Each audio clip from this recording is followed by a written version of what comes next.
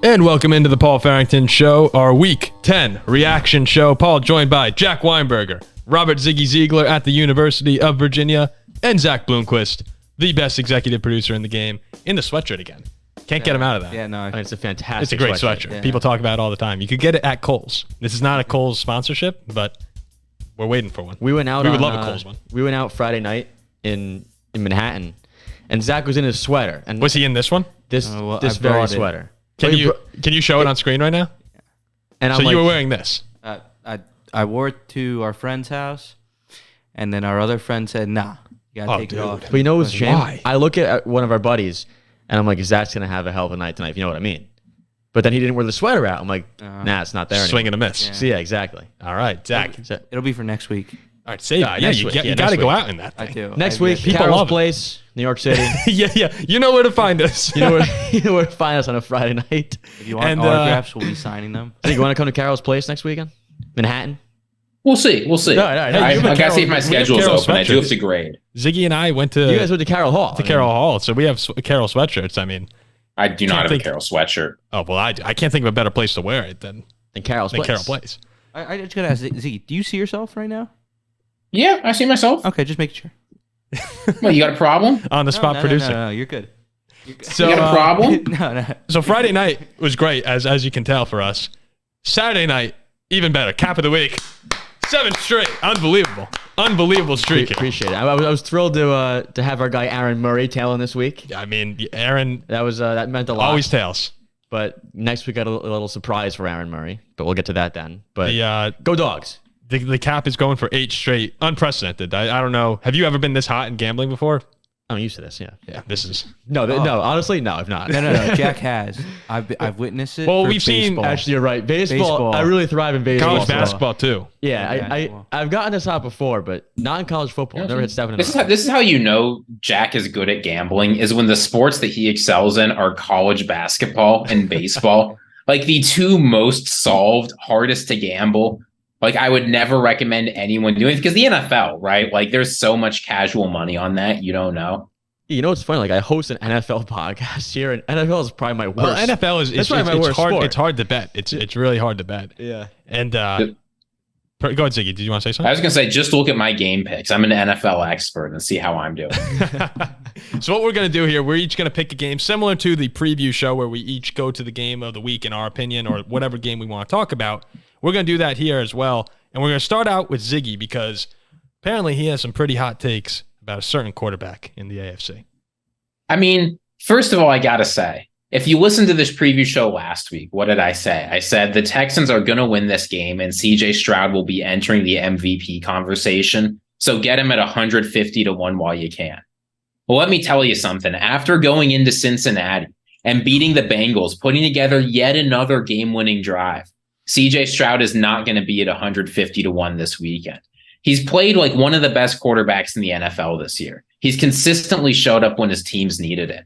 And like beating before this, you could say, okay, well, what teams has CJ Stroud really beat? You know, he beat the Tampa Bay Buccaneers. They were 3-5. They're not very good. The Saints, the Steelers, the Jaguars, like some of the bottom feeders in the NFL. Come on. The Jaguars and Steelers are both AFC playoff contenders. I'm maximally uncharitable, right? This is somebody who is trying to disrespect CJ Stroud. This is what they might say.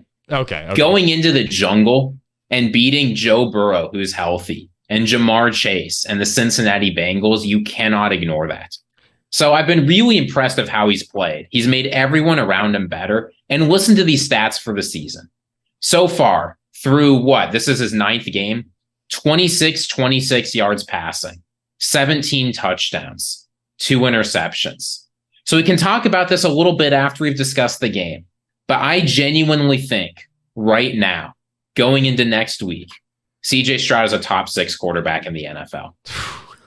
He has convinced me that much. And I know, Jack, you're looking uncomfortable, but the results speak for themselves. What this guy has come in and done is close to unprecedented. Well, think about the end of this game, too. The interception that he throws is such a bad pick. I know that Jack is particularly upset about that throw. Up 10, you can't have it. You can't have them return that to the 3-yard line and Mixon plugs it in. Next thing you know, Bengals get the ball back and have a chance to take the lead. And if not for the Tyler Boyd. I didn't get a great look at that play. Was it? It was actually a drop. I thought it wide open. All his hands dropped. If he catches the ball, the Bengals win the game. So 27-27. But what do we keep seeing from CJ Stroud? And it's something we haven't seen from Jordan Love this year. I think you can compare the two of them in late game situations. Yeah, he almost did it today. CJ Stroud, time and time again, gets the job done when it matters most. I know they lost the Atlanta game, but drove down the field, got the touchdown there. He did it last week against Tampa. I saw a replay of that game. I mean, dude, the throws on that final drive, the whole day against Tampa Bay was amazing, but that final drive was insane. To do it against Cincinnati, who a lot of us here said might be the best team in football going into this week. Well, I think I said it was them or the Ravens. It was just unbelievably impressive to see him stay composed, especially after an interception like that. I have been blown away every single week at how Stroud seems to top himself from miraculous performance after miraculous win. Pause. It's I'm sorry. I'm sorry. Keep going. Carry on. Carry on. Carry on. Okay. You're on a roll too. I was on a roll. See, I'm sorry. CJ Stroud is blowing my freaking mind. I forgot we're recording. No, I've been blown away. And Ziggy, I wanted to ask you, because I'm going to leave Jack out of this for just a second to let him collect himself. Okay. If you look at the two schedules for Jacksonville and Houston, Jacksonville lost today to San Francisco, and they currently hold a 1-game lead over the Texans, who beat Jacksonville earlier this year. Texans have, listen to this is crazy. Texans have the Cardinals, Jacksonville at home, the Broncos, Jets, Titans, the Browns, Titans, Colts. I mean, that's winnable. Favored in every single one of those games, except maybe Cleveland, and that's a home game for Houston. The Jaguars, Tennessee, at Houston, Cincinnati, Cleveland, Baltimore, at Tampa, Carolina, Tennessee. Right now, if I had to put money on it, I would pick the Texans to win the AFC South. Do you agree with that? Yeah. Again, I hate to boast, but a few weeks ago, after we saw CJ Stroud put together that incredible performance, I said Texans plus 800, absolute steal. And I mean, yeah, at this point, I haven't seen, it'll take a while for the odds makers to update, but it's got to at least be close. And it's worth noting, too, as you said, the Jaguars have to come into Houston. And you know the fans are going to show up for that one, right? We've seen it in our comments. We've seen it the way Houston fans are talking about things. This has to be the most excited they've been in a long time. I mean, hundreds and hundreds of days have passed, moons and suns, and the Texans fans have been down and sad and depressed. I mean, and here comes this rookie from Ohio State rejuvenating an entire city. It's since, when is it? They got that 4 seed and lost to the Raiders, right? That's the last time they were there in the playoffs? I can't remember. Was the last time when they lost to the Chiefs? The collapse in Arrowhead? I can't remember the last playoff appearance. Oh, that was with Watson. That was that was tough to watch. So sorry to bring that back up for. I love how Stroud did the OH to the crowd today. Oh my gosh, it's awesome. There are not many teams that's better to be a fan of right now than the Houston Texans. No, Ziggy, you deserve to boast. Have your boasting moment. Have your moment. Have your boasting moment. I mean, when I make picks that hit, I boast. You boast. I mean, in you deserve August, to boast. You deserve to boast. Could you imagine if you showed us in August a clip of our future selves talking about the Houston Texans like this? With a rookie quarterback, rookie head coach. I mean, it's insane. In this game, and this is gonna send Texans fans to the comments. I mean, this is for Texans fans. You know, you could probably relax here. I'm pausing. I was anti CJ Stroud today, believe it or not. Yeah. I mean, if we're gonna give flowers for game-winning drives, let's give them to Kenny Pickett. He has them all the time. We'll get there. He had a great drive. Won the game. But this was so much more on Joe Burrow and the Bengals offense being horrible late and the Texans defense making plays and the Texans defense getting lucky than CJ Stroud winning the game. It was a 10-point game. Stroud makes the worst throw I've ever seen. Lets the Bengals back in the game. I completely disagree. Sorry. I'm sneezing all over. Ziggy's like I'm allergic to bad takes. Burrow throws a pick in the end zone, down by 10. Then Boyd drops a wide open touchdown. Here. Is this fair to say? The Bengals missed on several opportunities. Stroud's drive was good. Yeah, game-winning drive, great. Awesome stuff. But the Bengals threw that game away. Stroud gave it to him, and the Bengals threw it away. No. The Bengals missed the opportunity with Boyd. They had the interception too. Yeah, horrible. You have to acknowledge that. But the 2 times that they were really tested after the Chase 64-yard touchdown, and then at the end of the game, after throwing a horrible pick, which I think even all Texans fans will say, that was a terrible throw, bad decision. He came back and got the job done. After the Chase touchdown, Texans touchdown. I know, but I don't think that down by 4 points, he would have gotten the end zone.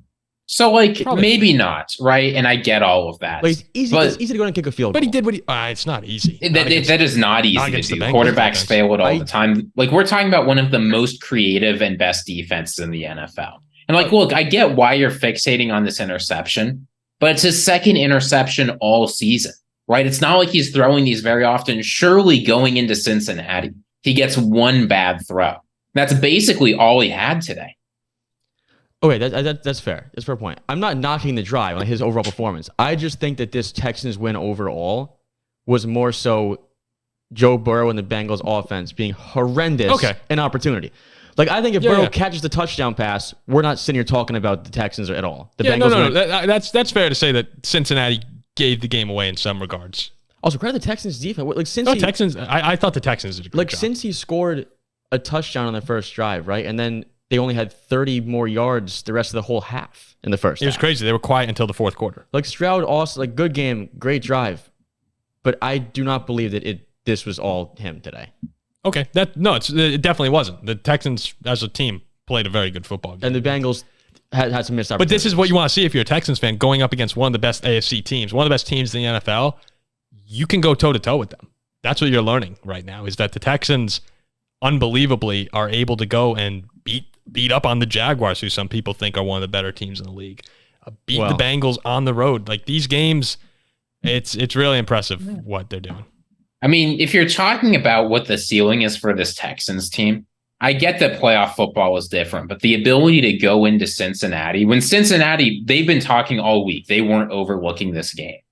To be able to go into Cincinnati, into one of the harder home field environments, and beat a genuine Super Bowl contender, I don't know what the ceiling for this team is now if they can go and do that. Oh, let me say this too, because I think this is absolutely hysterical.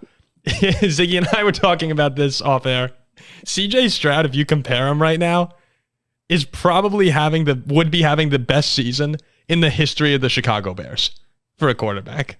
And you go no Bears quarterback has ever thrown 30 touchdowns. Did Jay Cutler have a good year? I'm looking at the greatest years for Chicago quarterbacks. Eric Kramer in 1995 had 3,800 yards, 29 touchdowns, and 10 interceptions. That looks like probably the best season ever for a Bear quarterback. I could be wrong. Jay Cutler had 1 year, 28 touchdowns, 18 picks. 1 year, 27 touchdowns, 26 picks, never over 4,000 yards. What is Stroud at right now? CJ Stroud currently is on pace for 4,200 yards and 29 touchdowns with 4 interceptions. Yeah, so this is the best season in the history of Chicago Bears quarterback. Ziggy had me dying today when I'm like, guys, relax, please. And Ziggy texts me back. He's like, you're just jealous. He'd be the best quarterback in Steelers history. No, the way this guy is playing, right? I rolled off my couch. Back-to-back games, he put together a combined 870 yards and 7 touchdowns with 1 interception. I mean, I don't know. He's CJ playing. Stroud is also saving our show. No, we love this guy. CJ Stroud is very, very good, for sure. But did Austin Eckler score? Yep, parlay hit. Nice. Anytime TD Zach. Another hit for Zach. A 3-timer, 3-team parlay hits. That Charger Lion game right now is crazy. It's insane. It's 24-16 in the first half. We'll talk about that soon. Yeah, we can talk about that. Yeah, no, my bottom line is again, Stroud is very, very, very, very good. And the Texans have their guy, for sure. He's awesome. But I think today was a game where Stroud tried to give it to the Bengals, and the Bengals couldn't capitalize. And it was more of that than Stroud himself. Okay. I will now take over with my game. And the Vikings never make it easy, man. It can never just be simple as a Vikings fan. Here we're sitting at 27-3, and I'm standing up in my basement going, yeah.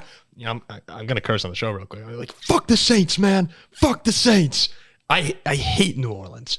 And I was loving the Josh Dobbs show. Winston was okay, though. When box score, when you look at the box score, people will say, yeah, Winston was okay. I mean, actually, maybe not. 2 interceptions, 122 yards, 13 for 25. Even his touchdown, 2 touchdowns. Even his, both his touchdowns were ridiculous catches. But I'm watching this Vikings team in the first half, and Jack's texting they can win it all. Jack's texting our group chat saying this team can go to the Super Bowl. Josh Dobbs looked unbelievable in the first half of this game, doing it with his legs, doing it with his arm. I really do think that Kevin O'Connell needs to get some Coach of the Year consideration right now, because what he's doing, at one point the Vikings trotted out Dobbs, Ty Chandler, Brandon Powell, and Jordan Addison. Those were our skill players. I mean, TJ Hawkinson is freaking Superman out there. He's getting the crap kicked out of him every single week, and he's just been fantastic.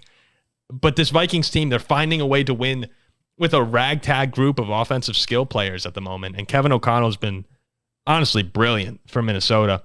But this was a game where the Vikings jump all over New Orleans early, and then in the second half, of course, you start to see those Vikings characteristics where they didn't even play particularly bad. Would you guys agree with that? Like, it wasn't like they were playing horrible. It was just New Orleans had these drives where saved by a penalty or ridiculous catch. Something crazy kept happening over and over again, and it never felt like the Saints were taking over the game. It was just, the Vikings were making Vikings-esque mistakes.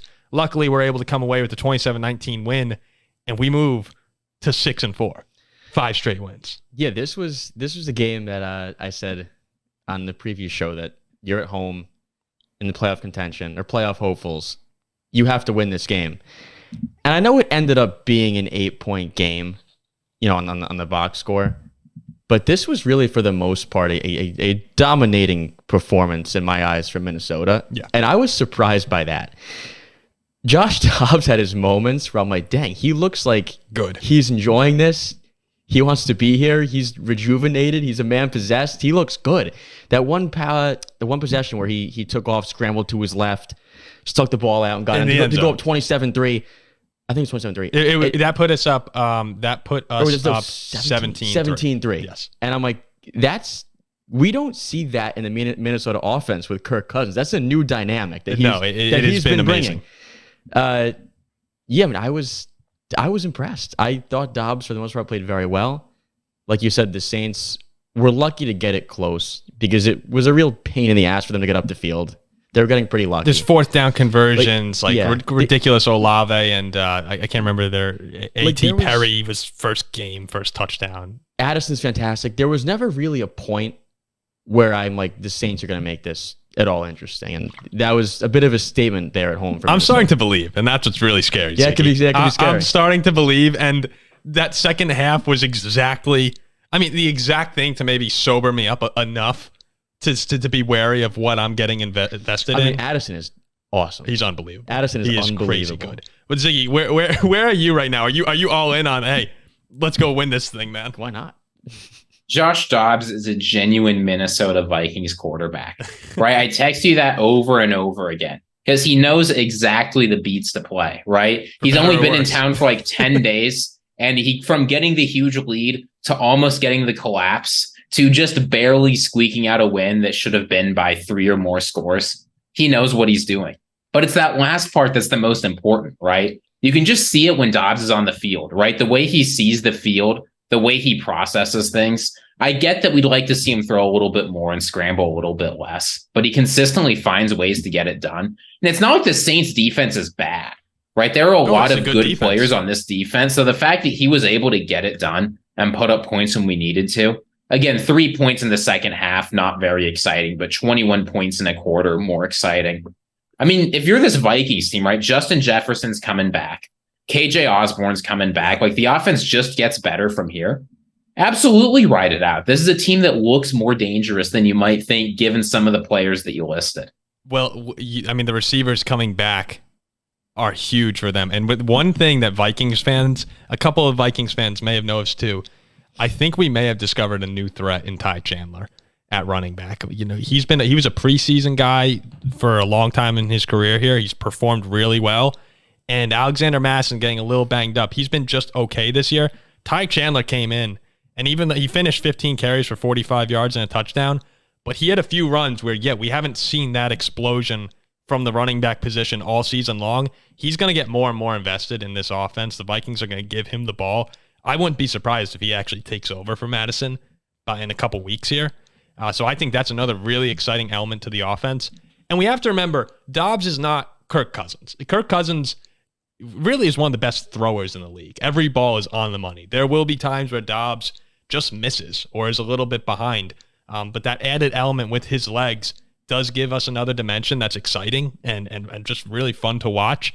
And as long as this team can stay healthy, given what they have right now, and I know that's a problem that we've had all season, I think they are 100% in consideration for the NFC North title. Yeah, I think Josh Dobbs, like I've said, is good enough to captain this offense and this team. This is the best situation that he's been in his entire career. Like, he's been set up to not look good his whole life. He was a third stringer. Then he was on, Tennessee? He was at Tennessee. And not during the good years. Yeah, then when they were bad. Then the Cardinals. And now the Vikings. You guys. Oh, I wanted him. We had our choice between him and Mason Rudolph as the third stringer. We cut one, we keep one. We kept Mason Rudolph, and I was not for that. I've always liked Josh Dobbs. My dad looked at me when Jordan Addison had one of his several great catches today. He just looked at me and said, my God, when Jefferson gets back and Osborne, how do you stop this offense? And it's hard to. It's hard to. And I'll just say, like, credit to Casey Adolfo-Mensah and Kevin O'Connell here. I know you mentioned O'Connell, but they've made a lot of good decisions, right? A lot of Vikings fans were mad that we let Dalvin Cook walk during the offseason. Well, then he demanded a trade from the Jets because they won't give him a lick of playing time, and Ty Chandler is breaking out. People were thinking that the season might be over when Kurt got hurt. We did what the Jets wouldn't, right? We traded for Dobbs, and O'Connell, to his credit, remade the offense pretty significantly. O'Connell's very been quickly. Sensational this year.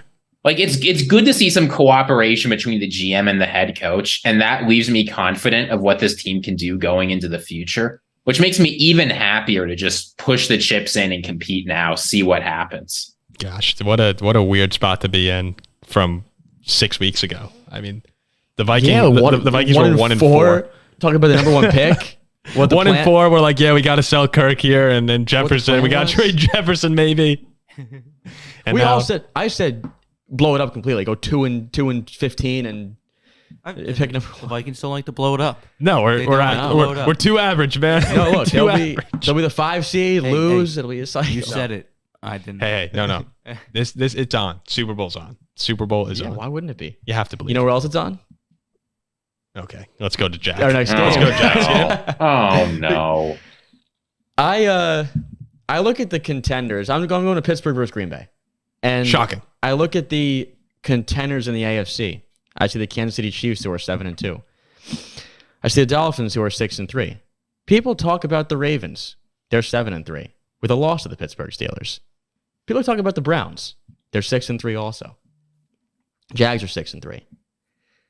The Pittsburgh Steelers are sitting here at 6-3, second place in the AFC North, beating Green Bay today. And it was funny. We scored 17 points and a half, and I'm like, guys, slow down. Like, we're not supposed to do this. We're supposed to win like 13-7. Like, pump the brakes. What are we doing? And Looking too good here. And they got my message, because then there's only 6 points in the second half. Looked a bit sluggish. Green Bay came back, could have won the game, and just typical fashion, you know what's going to happen. 23-19. Our defense has to make a stop. Jordan Love's getting down the field late, and a big interception. Actually, 2 big interceptions late, and I'm like, here we go again. That's what we do. We win these games. Is that not exactly how we predicted this game? In the preview show, exactly what we said is this game is, the Steelers should win this, and eventually what will happen is at home, things break the Steelers' way, and they find ways to win. I said this is going to be the game where we show up and we blow them out. And it looked like that at first. Go on the field, 7-zip. But then Jordan Love answers right back at 7-7. But yeah, we scraped by, got it done, and do what we do. 6-3. Here's why you shouldn't believe what Jack just said. I want to read you 2 texts that he sent during this group chat. Quote, Jordan Love is so good. Then several seconds later, if we can survive this game, we're the real deal. Hey. I'm sorry. I respect the Steelers. I respect that y'all are 6-3. I respect that after the Ravens collapse, you're now in the running for the division. But Jordan Love is not that good. He looked pretty good today. I will say he played all right, right? Well. And there was he made some throws. I'm like, dang, he hasn't made those all season. And I don't want to put it just on him, right? There were a few times, I think particularly in the second quarter, there were a couple of times when his receivers really let him down. There was like a 3rd and 10, and he got it right in Watson's hands, like 9 yards down the field, and Watson just drops it. Like there were definitely a few of those moments. But given that the Packers are a 3-6 team, and I don't know, do you guys really think the Packers are all that much better than 3-6? I actually taking a look. I don't think they're all that much better, but they can probably be 5-4 if a few things. I think so. That's right, but they're 3-6 against a schedule that includes the Bears, the Falcons, the Raiders, the Broncos, the weirdest Rams game I've ever seen, the Steelers. Like they haven't played a juggernaut schedule. No, yeah, they are not a very good football team. So I'm pumping the brakes a little bit. I will say one thing that looked really different. This reminds me a lot of last year of the Steelers. Somehow it seems like in the middle of the year, like things just come alive on offense and they decide to start running different plays. We saw Jaylen Warren actually get some utilization. We saw some great today. He was that was one takeaway I had was he's so good. I said beginning of the year he's better than Najee Harris. Sure. A lot of Steelers fans, it seems like, have felt that way. Yeah. Sorry, Ziggy, I cut you off. No, it's just that you were seeing him. You were seeing creative formations, like all of the stuff you've wanted to see all year finally happened a little bit. If the Steelers do that, they don't ask too much from Kenny Pickett. They just take care of business and let this defense ride. I mean, y'all got a bunch of winnable games left on the schedule. The division's in play. The division, and you need the division too, because can't you just see, like, if you guys are a wild card, you're gonna go on the road and get rocked by someone. I mean, not only we exploded today. And you had 17 points. We had 23 points. 23 points. 20 points. If we explode like this, I mean, we're tough to beat. Imagine if Kenny Pickett gets 127 passing yards. Today it was just 126. I looked right, exactly. During his post-game interview, I looked. And you know what? We again, I know we're kind of joking around here, but the Steelers are finding ways to win, and they're good enough where, yeah, they make plays. At the end of games, they make Patrick Peterson, even though he gets burnt last year, same thing with Vikings. He makes plays at the end of the game to win. But I looked at the post-game interview with Pickett. I just see 14 for 23, 126 yards, 0 touchdowns. So like, oh my God. He's a game manager. He is. And Tomlin was right when he said in one of his interviews, in the fourth quarter, he shows up and makes big play after big play. But at home in Pittsburgh, if you guys miraculously win this division, it's hard to win in Pittsburgh. Yeah, it is. You can actually win a playoff game or two. It's, everyone plays better at home, but you guys, you seem to have something there. Things just break our way. If things go your way. Things go our way. And it's there for the taking right now. It was, it was funny. So the game was 23-19. We had a third down, and Pickett completes a long pass to Pickens, and we're going to take a knee because that was the game. But it's too good to be true. It's got to be some drama. So there was an offensive pass interference. Naturally. So we don't get the first down. We punt the ball back. Jordan Love throws a beautiful ball. Oh, the deep ball, right? Yeah, down the 40-yard line. I'm like, here we go. Every single week. Yeah, every week. You're like us. This is the second straight week now we've picked the ball off in the end zone as time has expired to win the game. You're like the Vikings last year. You are us. Finding ways to just get it done. We go now back-to-back weeks to Cleveland and Cincinnati. So but if you win those games, you might win the division. Hey, we've talked about these AFC North games. They're both on the road, or both on the road. Yeah. Well, I will say this, right? Here's one thing that I like about the Steelers. I think Cam Hayward put it well after the game. He said, these might be ugly games for y'all, but these are beautiful games for us.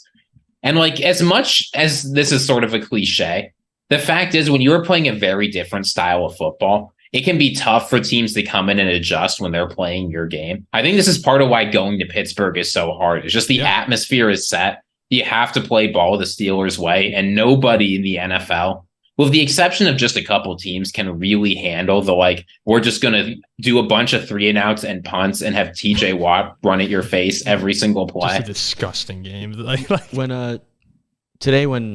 I guess we'll move on to this game next, it'll be a good setup, I guess.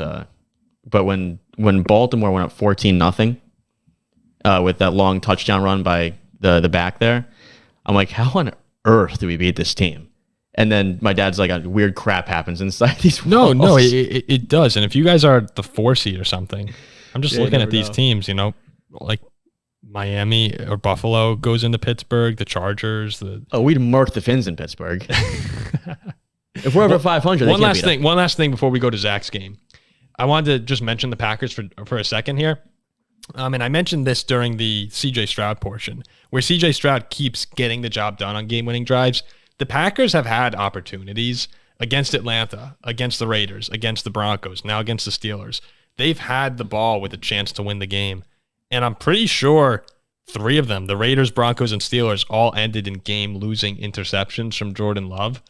And the Falcons game as well, we remember that. And the Falcons one, to be fair, there were a couple bad drops and stuff for Packers players. But they've had their chance to where if you, I know we're talking a lot of games here, but if you flip those close games, like the Packers' record would be a lot better than 3-6 right now. It's just they can't. I don't think it's necessarily horrible for Green Bay actually to be losing for draft position and stuff. But Jordan Love did at times look really good. His first touchdown to the back right corner, I turned around and said, "Holy crap, that was a beautiful, beautiful ball." I mean the Steelers secondary is not great, and we know that it's their Achilles heel. But too soon. He made too soon. I didn't even realize that. Yeah, I'm sorry. It's okay. But no, he made throws today, and I had some drives and put balls in some spots that he hasn't really done this year. Like I thought he played well. It's all there with him. It really is there. It's just a matter of figuring it out. And yeah, it's a waiting game still. One way to transition this, since we're talking about the division, you know what the Steelers' rest of schedule looks like? Yeah, no, it's easy, right? Yeah, so the Steelers' rest of schedule is pretty easy, right? So, admittedly, they've got Baltimore, they've got Baltimore and Cleveland, but otherwise they've got the Bengals twice, the Seahawks, the Colts, the Cardinals, and the Patriots. So now that's not exactly easy. But here's who Baltimore has left: San Francisco, Jacksonville, Miami, Pittsburgh, Cincinnati, Chargers, and Rams. That's a lot. If you look at strength of schedule, right, it's significantly easier for the Steelers. And after what we saw for the Ravens today, I think you got to wonder how they're going to hang in those games. Can you imagine if we see the Texans and Steelers winning their divisions? That parlay. You go back to our preseason hot take episode. I said the Steelers at 5-1 win the AFC North. I don't know. We're 10 games in. I still don't know, or 9 games in. I don't know who's winning this division. Hey, I still feel great about my 10 plus wins for each team in that division, which is unbelievable if it happens. Big Browns won today for that. Yeah, Zach, where are you going? Oh, we're going where you guys said that Baltimore would absolutely wallop. Yeah, we did. The Browns, but you know what I said? I said I just want Deshaun Watson on my fantasy team. He will get it done. I've also said that it's halfway through the year, and Lamar Jackson halfway through the year just flips a switch and doesn't play anymore. Horrendous pick six. Lost in the game with that pick six. Look, I believe that halfway through the season, something in Lamar Jackson flips, and they just crumble. Are we a Steelers pod? At times. We are. At the start of that game, when Hamilton, I think it was the second play of the game, Kyle Hamilton had the batted pass interception touchdown, which, good friend of the pod, Kyle. When Kyle did that, I thought, okay, here we go. The route is on. 17-3 at the end of the first quarter, and Lamar Jackson's looking great. The defense looks ferocious. I was genuinely stunned when Cleveland came back and won this game. Every single thing that happened blew my mind except for the missed extra point, because that was such a Browns thing to do. Other than that, I could not believe, look at the end of this game. The Ravens touchdown, Cleveland answers with a touchdown, then the interception to cut it to 1. And ultimately, Deshaun Watson leads a game-winning drive, 12 plays, 58 yards, a little under 5 minutes. And this time they hit the field goal. Cleveland's another one of these teams. They're really weird. Kind of like, a little bit like Tampa Bay earlier in the year. But Cleveland right now can show up and beat anybody. But it also feels like they can lose to anyone. You never know what Browns team you're going to get. But here they are at 6-3, a half game back of Baltimore in the AFC North. Where do you stand on Cleveland? Do you actually, compared to the Ravens and Bengals, how threatened are you by the Browns? Well, I'll get to that in a sec, but it's just funny how we're talking about these two teams' defenses on the whole preview show last time. And it's 33-31. But ultimately, it is that Cleveland defense who makes a massive play late, the pick six. Then they stop Baltimore yet again, get the ball back, and win the game. Yeah. So that Cleveland defense in the end, those last couple drives, stepped up big time, really pressured Lamar, made him uncomfortable, and pulled it out. But this, I really don't know. I'd probably be the most threatened by Cincinnati out of those three teams, because we have unreal numbers for whatever reason against Lamar Jackson. Like, we show up and we give him a hard time. History will back that up. Cleveland, we own them. We're their father. We always find a way against them. But what Cincinnati has just done in recent years, what they're capable of doing, I think their ceiling is the highest out of the three. They came into Pittsburgh last year and beat us. They've gone far in the playoffs the last few years. They're still the king of the AFC North because of that. So all three teams, solid. I wouldn't want to play them. Ziggy, but I'd say Cincinnati's the biggest threat. You have to be feeling pretty good right now because you were high on the Browns. You had them winning the division this offseason back in August on the prediction show. And they've won 4 of their last 5. It was starting to get a little murky for the Browns early this year. Before their last 5 wins, including a win over San Francisco, now a win over Baltimore on the road comeback.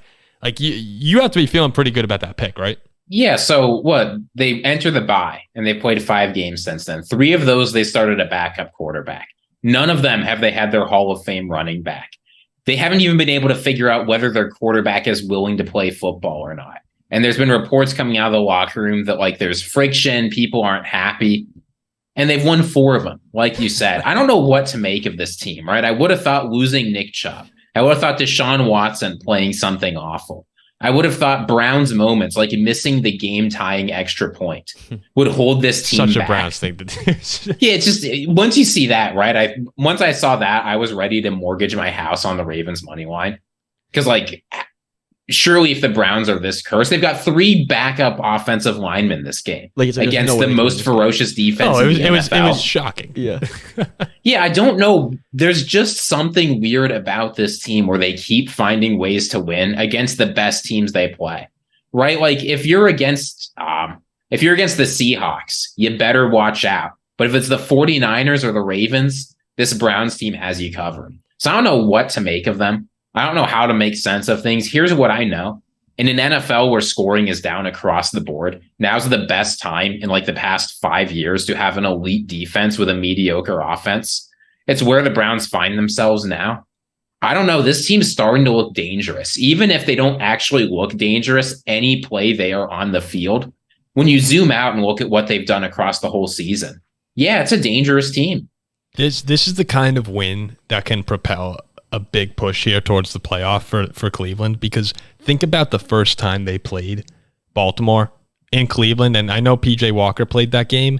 They got housed, and they got embarrassed in their building. That was surprising. And that's what it looked like was about to happen again in Baltimore. To be able to gut this one out and overcome everything that happened, different, like, the early interception, the missed extra point, all of this crazy stuff happens, and yet they find a way to win against who everyone was calling probably the best team in football midway through the third quarter in this game. And now when you look at what they have coming up, it's Denver, LA, Jacksonville at home, Chicago, the Texans, the Jets before a game with the Bengals. Like, it's all there again for the Browns too to go on a run here. I think a win like this is exactly what they needed. And Deshaun Watson was kind of up and down on the day, but in big moments made big plays. It's in this AFC, in this league, like you said right now, Ziggy, the Browns have as much a chance as anyone. It's funny when Baltimore just starts to have they're pulling in everybody. This could be the best team in the league. This could be the team who wins the Super Bowl. This is what they do. tend to lose at home. They do this, yeah. I remember when Nick Chubb went down week 2. I'm like, this team, they look dysfunctional. Like, Watson looked bad. I'm like, this team revolves around Nick Chubb. They're going to be nothing without Nick Chubb. This is a 5-12 team without Nick Chubb. And it's just crazy how nobody comes back from down 14 points in Baltimore and finds a way to win the game. No, it doesn't. It's like Jekyll and Hyde, these guys. And Baltimore, too, only 100 rushing yards in this game after, they 300 a week ago. And that's how they tend to kill you, is on the ground, and Cleveland monitored that. Keaton Mitchell, by the way, he's going to be a weapon for them down the stretch for the Ravens. He stinks for me being the Gus Edwards owner in fantasy. Yeah, sorry, Ziggy. I was just going to say, with respect to the Browns, like, credit to their coaching staff. I get that things haven't always been good, but it says something about a team when they can be this resilient, right? Again, like, being in Baltimore, the crowd's into it, you're down a bunch. Like, things just haven't been good for this team all year, and they keep sticking it out. Even though Deshaun Watson's in a walking boot now, right? He's probably not going to play next week. If it weren't for the fact that it was the Steelers going to Cleveland, I think they win. Yeah, it's going to be and they could still win that game. They beat the 49ers in Cleveland. You're taking the Steelers in that game. You guys' attention on that one. Oh, I mean, the Steelers own the Browns. You said it over and over again. Yeah, that answered the question before. We're their father. How about one more game here before we wrap it up? Can we share one neat fact? Please. Roquan Smith has written himself into the Baltimore Ravens linebacker record book. He had 21 combined tackles today. That's the most by any Ravens player ever. He had 14 solo tackles, which tied Ray Lewis for the most tackles solo tackles in a franchise game. So Roquan Smith has been great for them, but Ray Lewis, I guess, had better watch out because Roquan's coming for his record. Well, and Ravens is absurd. The Ravens fans also shouldn't worry or anything like that. No. Again, their team is awesome. Yeah. They're probably the best team in football right now. It's just the concern we have with them is when they start to lay an egg, it can fall off the tracks. Like they really can quickly. And this was weird interception return touchdown stuff like that. That doesn't normally happen, but they're not like they are prone over these past few years to have that bad game, and it happens in Baltimore too. So that's still the concern for the playoffs. But this team, I still think they're the best team in the league. Yeah, when this game ended, all I was thinking about was how good it was for the Browns. I don't think twice about the Ravens. Yeah, and the Browns' defense is fantastic. Yeah, Baltimore's just fine. They're fine. But this was a chance to really grab a nice firm hold on. Because they would have been 8-2 on the North. Instead, now they're only to a degree, but like with Cincinnati losing, beating Cleveland, it would have been a great opportunity here. It's a bad one to let slip away. Last game we're going to talk about here from the 1 o'clock games. It was awesome how all the 1 o'clock games were the games that we really wanted to watch this week. Yeah. So it also made for kind of tough viewing sometimes because we're trying to follow 5 different games. But one of them that you actually were able to turn off by midway through the third quarter was San Francisco and the Jaguars, which played out at least, I didn't see 34-3 coming, but I did see a big bounce back spot for the 49ers. And for everyone who is so worried about Brock Purdy, saying, oh man, maybe he lost it and 3 losses in a row here, 19 for 26, nearly 300 yards and 3 touchdowns. I mean, he was great most of the day. A couple throws here and there that, I thought that first touchdown to Ayuk was a little fortunate, but he had one, that Kittle deep ball, as he's getting crushed on the money. I mean, San Francisco's defense, for all the concerns people have had, completely shut down an offense that has been rolling, a team that has won 5 straight games. San Francisco, to me, bounced back in a big way. I think they're only going to keep getting better. The bye came at a perfect time because you lose 3 in a row. You're skidding a little bit. But this team is so good on both sides of the ball. In my eyes, the second best team in the NFC. Really, no question. Arguably the first. And when you have that bye week, when you're skidding a little bit, you can rejuvenate. You can be like, all right, we are way too good to be doing this. Let's get back on track. Let's get it done. So Jacksonville caught them at a really, really bad spot. Yeah. Like they were going in 2 opposite directions. Jacksonville's content winning 5 in a row. San Fran's coming in hungry. Kind of like a must-win game. Everyone in their ear, too. Everyone's saying that they stink, and if they lose this game, that it's going to go off the rails. We've touched on this. Jacksonville, although they do lead the league in takeaways, they're one of the bottom teams in pass defense. So this was a game for Brock Purdy to really get right, and he really did. And I was impressed with the way they thrashed him like that. But to me, this separated what a Super Bowl contender looks like versus a team whose ceiling is probably early in the playoffs. Like a divisional round game. Yeah. I completely agree with that. Ziggy, I know you picked Jacksonville, right? Yeah. Boy, was that a mistake. I sometimes take swings in the game pick. Sometimes it just goes wrong. I don't think this is now I'm going to take. It wasn't I was blown up at 30-point game. I did not see that coming. Yeah. Who had this as 34-3? I mean, this is embarrassing. And let me tell you, it's got to be so nice to play for the 49ers. Just like every road game you go to, your fans swarm the stadium. It's insane. After the game, insane. George Kittle and Chase Young were just sort of out hyping up the crowd. And the crowd was loud after a 34-3 home loss because of how excited all the 49ers fans were. That's got to be great. And then you look and you can see the 49ers made some smart moves. They didn't panic.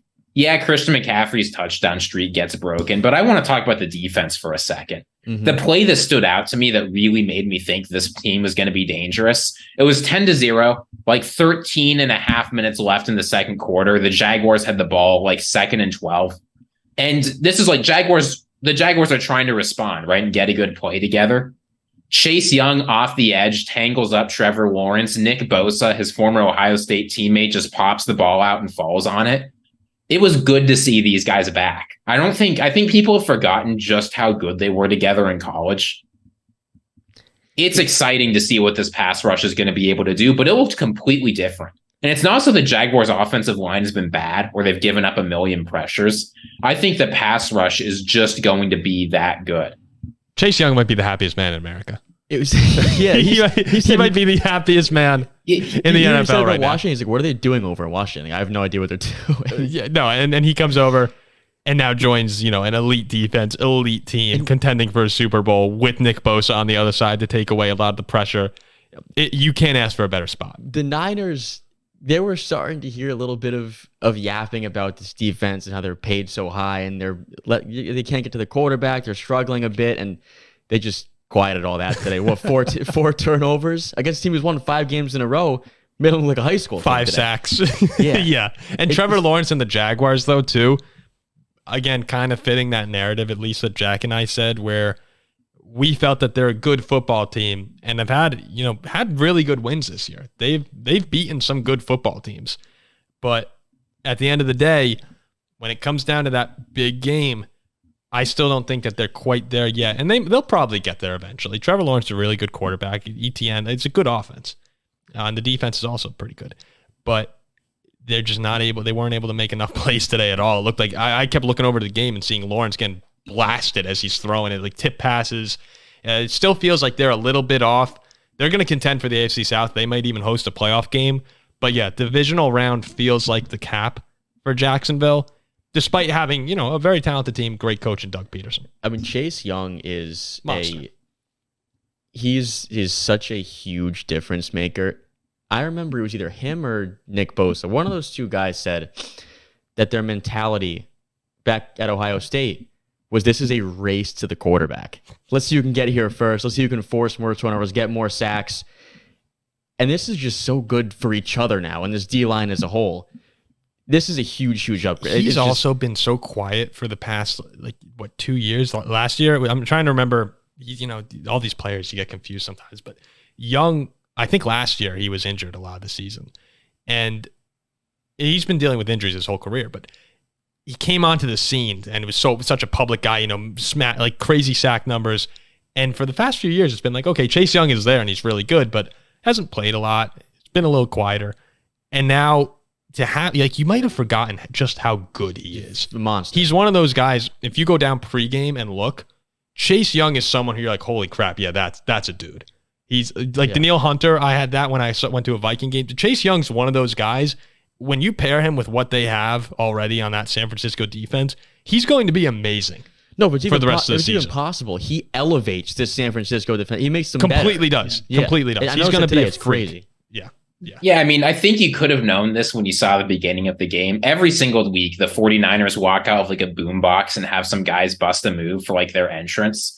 And this week they decide to center 3 people who were all coming back in their own way: Debo, Trent Williams, and Chase Young. And you see Chase Young just like dapping up Debo Samuel and like getting hyped up on the sideline as the 49ers crowd is going wild. Yeah, running out to a And it's just like, these people are screwed. So I don't know if I'm Baker Mayfield and like somebody sends, I just beat the Titans 20-6. I'm feeling pretty good. I check my phone, go down and realize like, oh shoot, I have to go to San Francisco next week and play against this team. I don't know. I might just develop a shoulder injury. It's like me in the first cross country meet of high school freshman year. I was like, yeah, coach, I feel like my hamstring's a little tight right now. He's like, yeah, you suck. We don't need you anyway. You go ahead, take off. The Jaguars, you have to imagine Trevor Lawrence watching them come out and having the crowd go nuts for the 49ers must be like, oh, here we go again. It's horrendous. And I saw it in Pittsburgh. It was in Minnesota too on Monday Night Football. It was a lot of 49ers fans. Crazy. And yeah, you guys travel as well as anyone. We're one of the best home fields out there, and San Fran took it over. Well, all right, I think that's pretty good for a reaction show right there. 5 games. Zach is giving us the nod that it's probably time to wrap it up ready here. to go. Zach's ready to go. We will see you later this week with some Week 11 predictions, maybe a little bit more Week 10 recap, and the Jack Cap again, now going for 8 straight. We're not going to get greedy. A lot of people would say, hey, let's try and get this to 10. Let's just get to 8. Game by game. One 1-0 at a time. each week. 1-0 each One week. at a time. Follow the bets. Look on the Sharps app with us, and we will see you in a couple days.